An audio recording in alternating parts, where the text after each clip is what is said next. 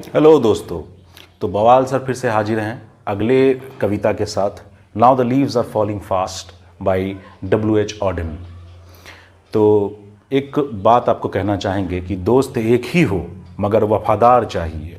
दोस्त एक ही हो मगर वफादार चाहिए। कामयाबी के लिए मेहनत लगातार चाहिए।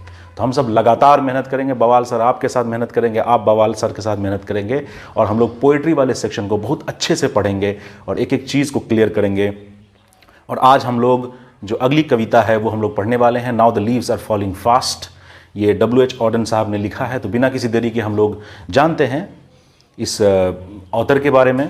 तो बहुत शॉर्ट में हम चीज़ों को बहुत अच्छे से क्लियर करेंगे, क्योंकि बवाल सर के क्लास में ये खास बात है कि हम बहुत संक्षिप्त में बातें बताते हैं लेकिन एक भी डिटेल छूटता नहीं है।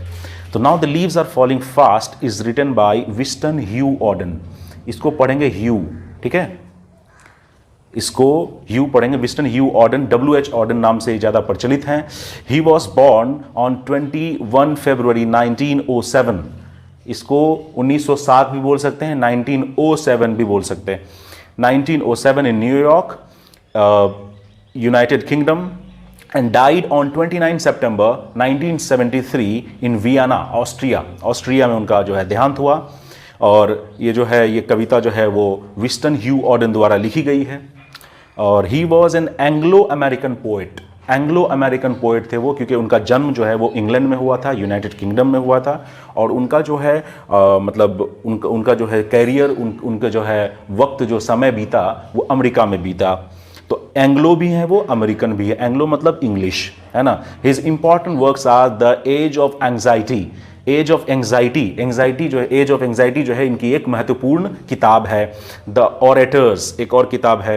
W.H. Odean won the Pulitzer prize. Pulitzer prize जो है ये बहुत बड़ी मतलब एक प्राइज़ है जो साहित्य की दुनिया की है, जो पूरी दुनिया में बहुत ही फेमस है। ये 1948 में द एज ऑफ एंग्जाइटी के लिए उनको एक प्राइज़ मिला था। ये क्वेश्चन अक्सर पूछा जाता है, ये क्वेश्चन आज भी आपके लिए बहुत इंपॉर्टेंट है कि एज ऑफ एंग्जाइटी के लिए उनको पुलिट्जर प्राइज़ 1948 में लिखा है। ये सवाल आपको किसी भी तरह से पूछ सकता है, ठीक है, ऑब्जेक्टिव में, कि पुलिट्जर प्राइज़ कब मिला था W.H. ऑडेन को। तो 1948 में मिला था। तो कौन सी किताब के लिए मिला था? द एज ऑफ एंग्जाइटी के लिए मिला था।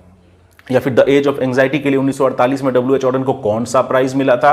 तो बोलेंगे पुलिट्जर प्राइज मिला था। He got MA in English language and literature from Oxford university. और दुनिया की प्रसिद्ध यूनिवर्सिटी जो है वो ऑक्सफोर्ड यूनिवर्सिटी, उस यूनिवर्सिटी से उन्होंने MA किया था इंग्लिश लैंग्वेज में और लिटरेचर में। खैर, अब हम लोग कविता की ओर आ गए हैं। अब हम लोग जानते हैं इस कविता में क्या लिखा है पोएट साहब ने। बहुत ही मज़ेदार कविता है, लिरिकल पोएम है ये, ठीक है। इस पोएम को गा सकते हैं। तो ये है, now the leaves are falling fast, nurses flowers will not last, nurses to the graves are gone and the tramps go rolling on. देख रहे हैं कितना रेगुलर राइम है इसमें, AABB का राइम है इसमें। खैर, देखते हैं। Now the leaves are falling fast. Now the leaves are falling fast का मतलब है कि पत्ते जो है वो पेड़ से नीचे गिर रहे हैं तेजी से। Nurses flowers will not last. ये जो नर्सेस फ्लावर्स हैं ये नहीं टिकेंगे अब, क्योंकि जो लीव्स हैं वो गिर रहे हैं और नर्सेस फ्लावर्स जो हैं वो भी नहीं रहेंगे दुनिया में। देखिए, समझिए, यहाँ पर ये जो कवि हैं ये काफ़ी सिंबॉलिकल बातें करते हैं, ठीक है। ये सिंबल्स के बातें करते हैं, ये जो है इशारे में बात करते हैं। तो समझते हैं इनके इशारों को कि now the leaves are falling fast बोलने का मतलब है कि पत्ते जो पेड़ से गिर रहे हैं ये इंसान है, ये इंसान का जीवन है। ये पेड़ से धड़ाधड़ गिर रहा है, मतलब इंसान धड़ाधड़ जो है वो मौत की गोद में सोने को जा रहा है। कोई भी इंसान यहाँ पर परमानेंट है ही नहीं। जो है बहुत ही तेजी से फॉलिंग फास्ट, बहुत ही तेजी से इंसान मौत की गोद में सोने को जा रहा है। Nurses flowers will not last. Nurses flowers जो है, ये जो टर्म है, ये पर्टिकुलर टर्म, इसे समझने की कोशिश करते हैं। ये आपको कोई ऑब्जेक्टिव में आ सकता है कि नर्सेस फ्लावर्स बोलने से W.H. ऑडेन क्या कहना चाह रहे थे। नर्सेस फ्लावर्स बोलने का मतलब होता है वो छोटे छोटे पौधे जो एक बड़े से पेड़ के नीचे जो है वो पेड़ को घेरे हुए होते हैं। और ऐसा माना जाता है कि ये जो फ्लावर्स होते हैं, ये जो छोटे छोटे पेड़ होते हैं, छोटे छोटे मतलब पौधे होते हैं, ये ना उस पेड़ को सुरक्षा प्रदान करते हैं, इसीलिए इसको नर्सेस फ्लावर्स कहते हैं। नर्स मतलब सुरक्षा देना, इसी से बना है नर्सरी क्लास, है ना, ऐसा क्लास जहां पर आपको पालन पोषण किया जाता है, आपको सुरक्षा दिया जाता है। तो वो जो है ना पालन पोषण करता है उस बड़े पेड़ का, वो नर्सेस फ्लावर, छोटा छोटा फ्लावर, ठीक है। तो छोटा छोटा पौधा जो होता है आसपास में, पेड़ के आसपास में, जिसको दूब कहते हैं हम लोग, दूबरी। Nurses flowers will not last, जो पेड़ से पत्ते हैं वो भी गिर रहे हैं, और जो उनको पालन पोषण कर रहे हैं हमारे बूढ़े बुजुर्ग, वो भी जो है इस दुनिया से चले जाएंगे, जो उनको रास्ता दिखाते हैं, यानी कि कोई भी नहीं बचेगा। Nurses to the graves are gone, है ना, जो नर्सेस हैं वो भी अपने ग्रेव्स, अपनी कब्र में जा चुके हैं, और वो चले ही जा रहे हैं। And the prams go rolling on, prams जो है ना वो बच्चों की तरफ इशारा है, इंसान के जीवन की तरफ इशारा है। प्रैम्स उस 4 पहिए की बच्चा गाड़ी या 3 पहिए की बच्चा गाड़ी को कहते हैं, जो ऐसे चलाते हैं बच्चे तो उसको चलना सीखते हैं, है ना। तो बचपन से लेकर के ऐसे गरकते हुए बुढ़ापे की ओर, फिर मौत की ओर चले जाते हैं इंसान, है ना, ऐसे गरकते हुए। And the prams go rolling on, यानी कि पेड़ से पत्ते गिर रहे हैं, नर्सेस फ्लावर्स जो है वो भी नहीं है, सब लोग कब्र की ओर जा रहे हैं, और जो है इंसान जो है वो पैदा हो रहा है और फिर मर रहा है, यानी कि ऐसे ही जीवन का चक्र चल रहा है, कोई भी यहां परमानेंट नहीं है, ये पोएट कहना चाह रहा है। Whispering neighbours left and right pluck us from the real delight and the active hands must freeze lonely on the separate knees. देखिए समझते हैं इन लाइंस को।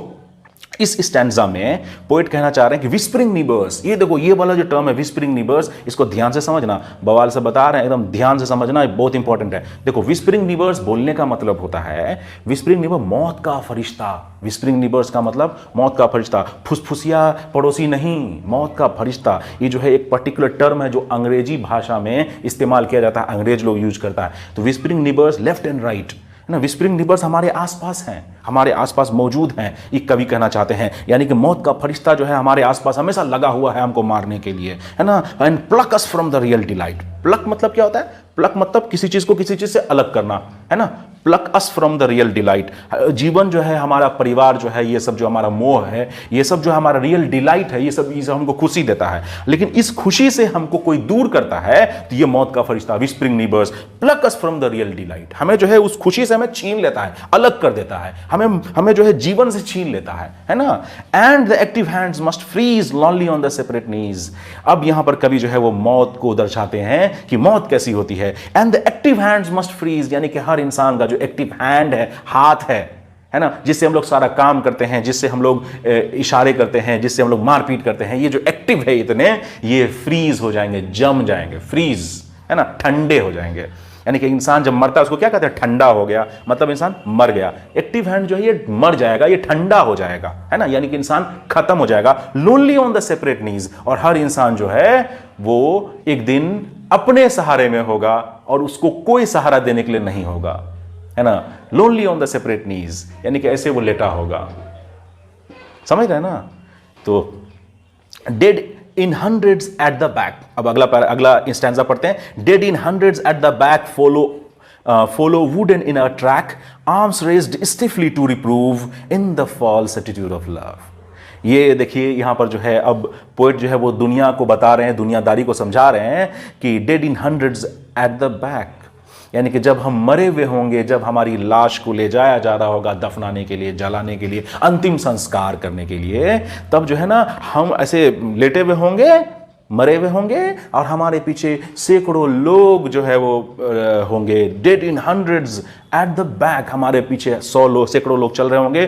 Follow wooden in a track, यानी कि हमारा जो ताबूत है जिस पर हम लेटे हुए होंगे वो लकड़ी का बना हुआ होगा, wooden. Follow wooden in a track, और हमारे रास्ते में जो है वो सब लोग हमारा पीछा कर रहे होंगे, हमारे साथ चल रहे होंगे। Arms raised stiffly to reprove in the false attitude of love, है ना। और वो लोग जो है ना एक झूठा सा, एक जो है बनावटी सा, रूखेपन सा जो है मतलब ऐसा एटीट्यूड दिखाएंगे लव का, कि ये तो बहुत अच्छा आदमी था, क्योंकि हम जब जिंदा थे तो लोग तो हमसे कुछ प्यार से बातचीत किए नहीं, हम बहुत खराब जिंदगी रही, लेकिन जब मरे तो सब लोग जो है सहानुभूति दिखाने के लिए आ गए। इन द स्टिफली, ना स्टिफली मतलब रूखेपन से, है ना, एकदम रूखेपन अंदाज में जो है एकदम यूं ही कि हाँ बढ़िया आदमी था, ठीक था, ठीक है, जो है ऐसे फॉल्स एटीट्यूड ऑफ लव, ये जो एटीट्यूड वो लव दिखाएंगे वो एकदम झूठा दिखाएंगे। इसीलिए बवाल सर कहते हैं ना, जीवन में ना खुद पे ही भरोसा जो है वो ज़्यादा अच्छा होता है, ज़्यादा भरोसा जो है किसी और पे कोई काम का नहीं होता है।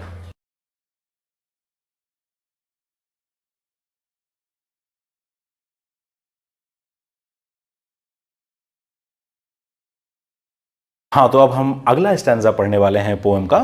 तो पोएम का जो अगला स्टैंजा है वो है starving through the leafless would, trolls run scolding for their food, and the Nightingale is dumb and the angel will not come. देखिए भैया साहब, बहुत ही खतरनाक जो है ये स्टैंजा है। इस स्टैंजा को ध्यान से सुनिएगा, बहुत ही खतरनाक है ये। Starving through the leafless would, ये यहां पर कहना चाहते हैं कि दुनिया जो है ना ये रूखा है, ये सूखा है। दुनिया में कुछ नहीं रखा है, दुनिया में कुछ नहीं रखा है, दुनिया जो है एकदम बर्बाद है ना। ये लीफलेस वुड हो जाएगा एक दुनिया, एक दिन इस दुनिया में कुछ नहीं बचेगा, ठीक है, ये दुनिया जो है एकदम बेकार हो जाएगा। Trolls run scolding for their food, scolding दौड़ना भागना, है ना, मतलब चिल्लाना। ट्रोल्स जो है, ट्रोल्स एक माइथोलॉजिकल बीस्ट है। माइथोलॉजिकल मतलब पौराणिक, कोई ऐसा धार्मिक टाइप का, है ना, बीस्ट है जो क्रिश्चियन माइथोलॉजी में या स्कैंडिनेवियन माइथोलॉजी कहिए उसको, सॉरी टू से, स्कैंडिनेवियन माइथोलॉजी में ट्रोल्स जो है वो एक बीस्ट है, एक राक्षस है ना। अगर आप में से कोई द हॉबिट मूवी देखे होंगे हॉलीवुड की, तो उसमें जो है बिल्बो बैगन्स की लड़ाई होती है जंगल में ट्रोल्स से। वो मानव रूपी होते हैं, बहुत बड़े बड़े, और वो इंसानों को खाते हैं। ये माइथोलॉजिकल है, मन गढ़ंत कहानी है। तो trolls run scolding for their food, यानी कि जो राक्षस हैं, जो एकदम निर्दयी हैं, वो लोग जो है एकदम चिल्लाते हुए अपने खाने के लिए दौड़ेंगे, क्योंकि उसको कुछ मिलेगा नहीं, क्योंकि दुनिया जो है वो बंजर मैदान, लीफलेस वुड हो जाएगा। यहां पर जो है पोएट जो है वो दुनिया की तस्वीर खींचने के लिए कोशिश कर रहे हैं, क्योंकि ये दुनिया भी ऐसी ही है, ये दुनिया भी कुछ ऐसी ही है, कुछ इससे बेहतर नहीं है। ये दुनिया को जब आप देखेंगे, ये दुनिया भी ऐसी ही है। ये दुनिया जो है ना एकदम बंजर मैदान है। इस दुनिया में ये ट्रोल्स जो हैं, ये जो बीस्ट हैं, राक्षस हैं, ये वो अमीर आदमी हैं जो जिनका पेट लालच से इनका पेट कभी भरता ही नहीं है। ये जो है ना हमेशा चिल्लाते रहते हैं, और ज्यादा लालच इनको, और ज्यादा लालच चाहिए इनको। And the Nightingale is dumb, Nightingale जो है ना, नाइटिंगेल बुलबुल की चिड़िया, ये प्योरिटी की निशानी है, ये साधुता की निशानी, साधु जो कोई होता है ना, संत महात्मा, उसकी निशानी है ये प्योरिटी की निशानी है ना।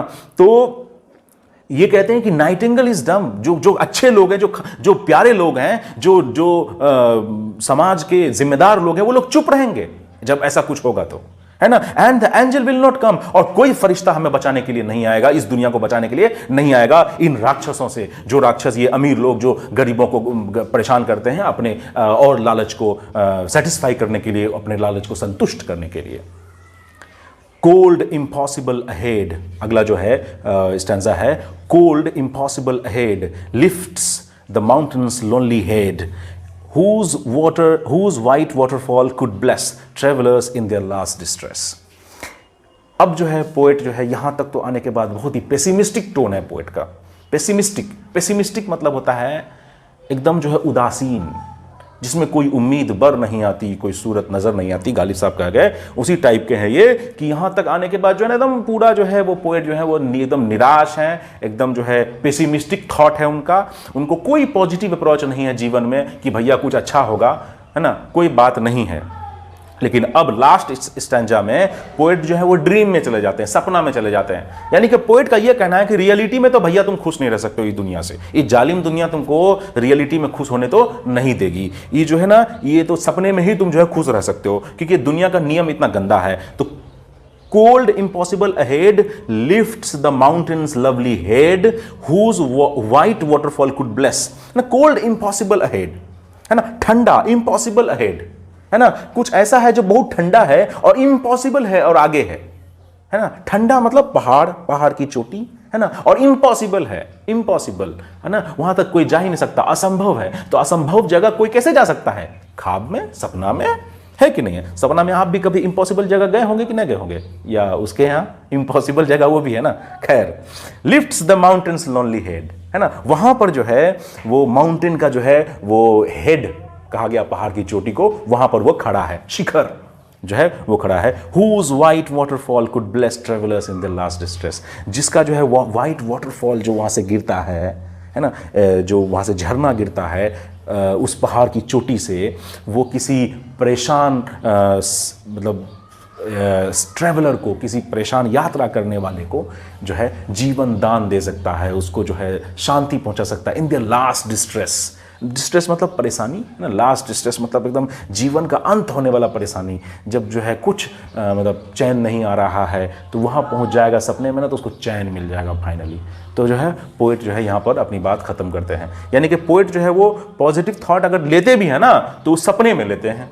तो ये पोएट जो है यहाँ पर पोएम जो है खत्म हो जाता है, ये दुनिया की तस्वीर खींच करके पोएम जो है ये खत्म होता है।